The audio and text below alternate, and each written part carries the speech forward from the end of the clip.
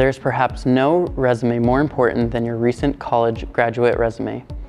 It's the resume that's going to get your foot into the door and your first job.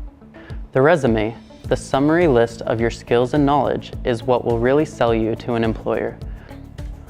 Once you have made a good impression with the cover letter to get him or her to turn the page, a good resume provides enough information to show that you are willing and able to contribute to your employer's success, that it is worth it to hire you or at least to talk to you in an interview. On a resume, list the pertinent facts of how you can be reached: address, phone number, email address. Your qualifications will be mainly education and experience. List any degrees, certificates, or training you have completed after high school. Be sure to include anything that distinguishes your academic career, such as honors, prizes, or scholarships. List any employment experience, including summer jobs, even if they don't seem pertinent to the position you are applying for. You may think that being a camp counselor has nothing to do with being a radiology technician, but it shows that you have experience working with children and parents, have held a position where you are responsible for others. It also says you are willing to work during your school breaks, thus showing ambition. If you are starting out, you can't be expected to have lots of employment experience. Employers look for hints about your character, things like ambition, intuition, responsibility, that may indicate your success working for them. Internships that you had in college or high school are also impressive. They show your willingness to go beyond the standard curriculum and learn by working, something an employer will expect you to continue to do on the job too. While you are in school, you should recognize the value added by experiential learning and the positive impression that it will make. An internship can also give you a head start in networking if your supervisor will be a good reference or source of contacts for you.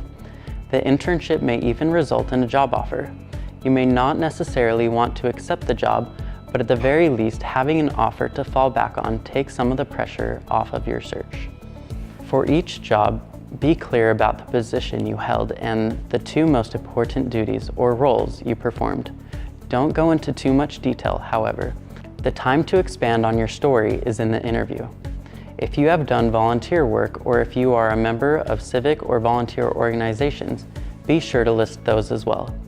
They are hints about you as a person and may help you to stand out in a pool of applicants. However, a common mistake is to list too much information on your resume and to focus too much on what you want.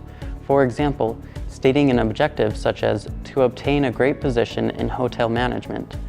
Your employer cares about what you can do for the company, not for yourself. The following are some tips for developing your resume. Avoid adjectives or adverbs when describing your past performances.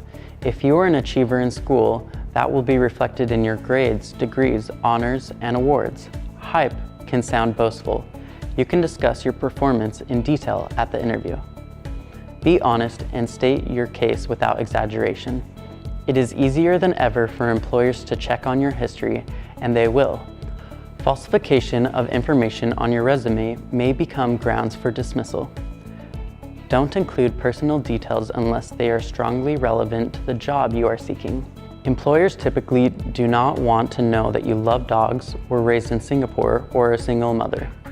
Be accurate, proofread your resume, and have someone else proof it as well. This is your opportunity to make a good impression. Any error indicates not just that you made an error, but that you are sloppy or lazy. Keep it to one page if possible. Employers typically are looking at many resumes to fill one position, so make it easy and quick for the reader to see how qualified you are.